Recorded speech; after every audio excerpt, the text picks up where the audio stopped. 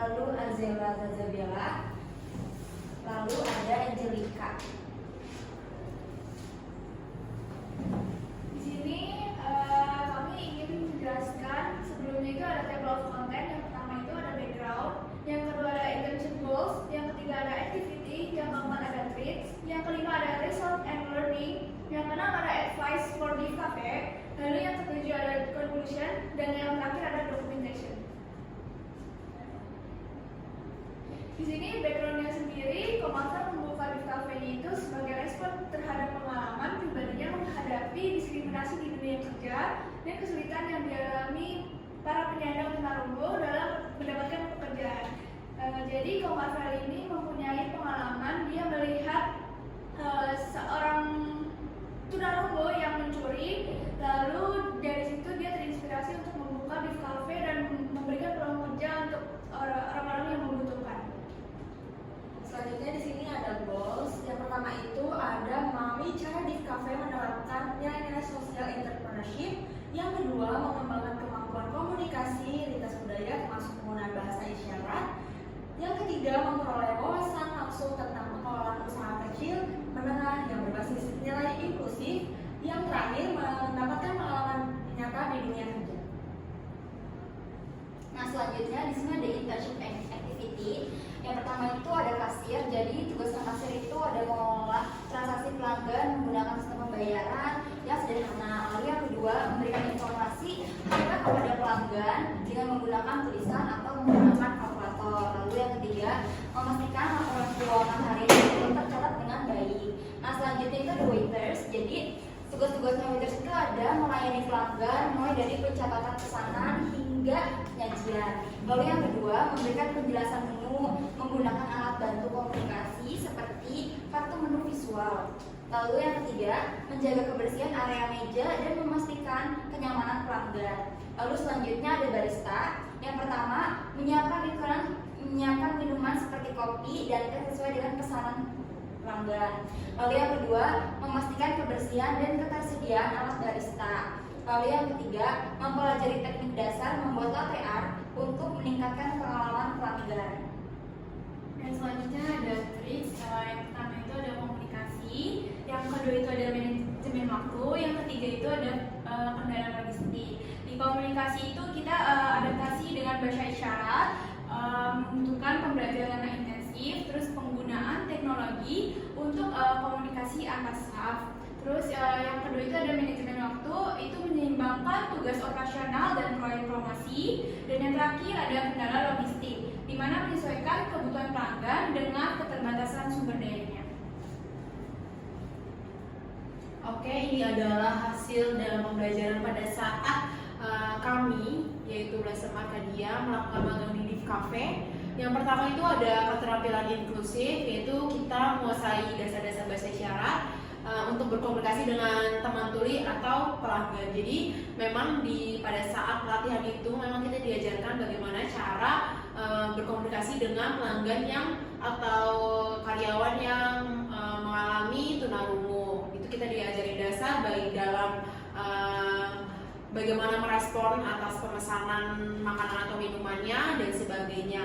Lalu ada belajar menyampaikan informasi dengan media alternatif seperti tulisan, gambar, dan kalkulator. Jadi untuk bagi teman-teman, jadi di Div Cafe ini tidak semuanya konsumennya itu memiliki keterbatasan tunarungu. Jadi dari Div Cafe sendiri itu menyediakan seperti tablet kecil yang dimana untuk konsumen yang ingin memesan tapi tidak bisa bahasa isyarat itu disediakan tab kecil yang dimana nanti konsumen bisa menulis apa saja pesanan yang ingin dipesan. Nanti pada saat konsumen telah menyelesaikan penulisannya itu akan muncul di tab khusus untuk kasir di Div Cafe ini. Nah itu kelihatan nih apa saja yang konsumen pesan seperti itu. Dan kita juga kalau di sana sudah pakai teknologi modern untuk kasirnya, jadi tanpa kalkulator.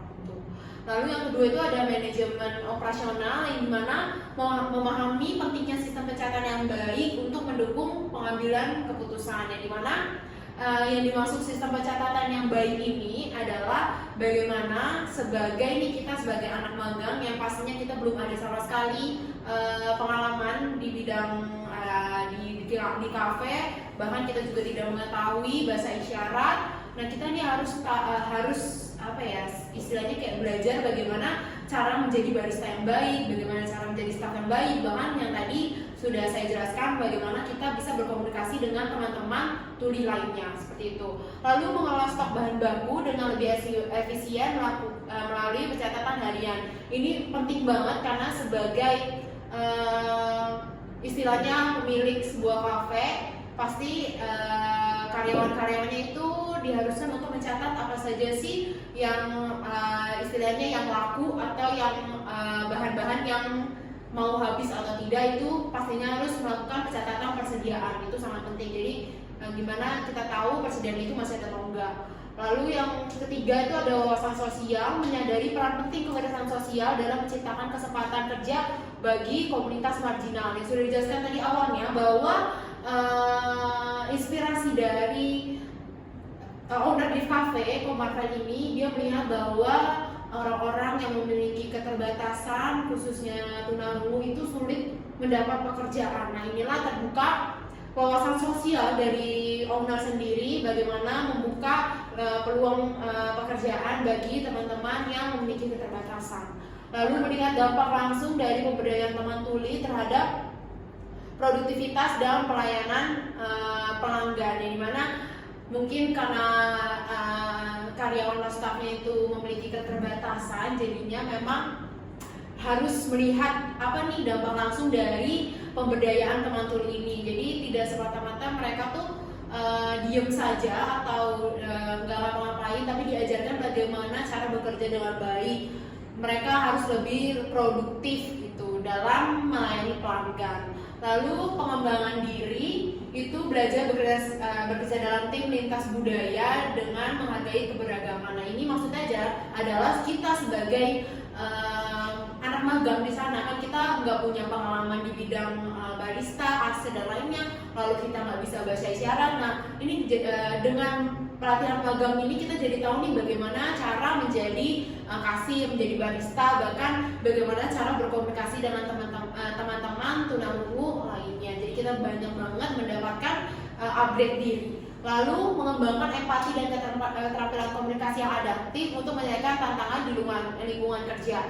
Karena memang ini adalah usaha yang sifatnya sosial, jadi memang kita sebagai anak magang atau yang belajar di Cafe ini bagaimana kita dapat mengembangkan empati kita, lalu meningkatkan keterampilan komunikasi dalam arti bahasa isyarat yang adaptif untuk menyelesaikan tantangan di lingkungan kerja. Jadi untuk karyawannya sendiri itu sebenarnya mereka ini itu kan tunarungu.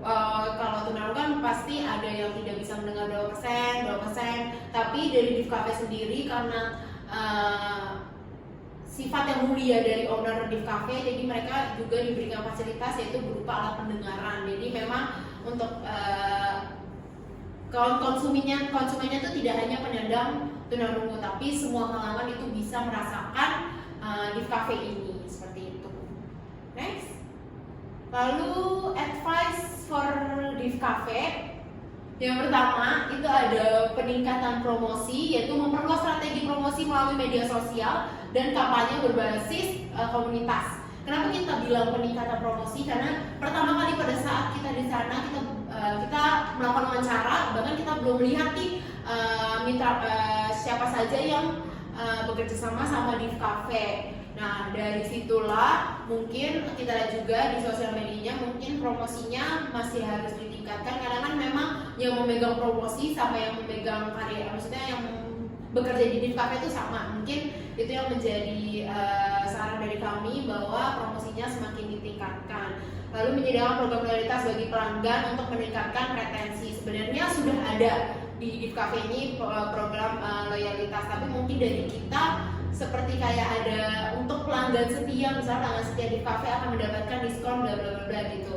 Itu yang menurut kami. Lalu kerjasama dengan mitra atau organisasi yang kita bilang tadi, menjalin kolaborasi dengan organisasi sosial atau komunitas untuk memperluas jaringan, lalu mengadakan acara bersama yang melibatkan komunitas lokal untuk meningkatkan visibilitas. Sebenarnya ini juga sudah ada di Div Cafe.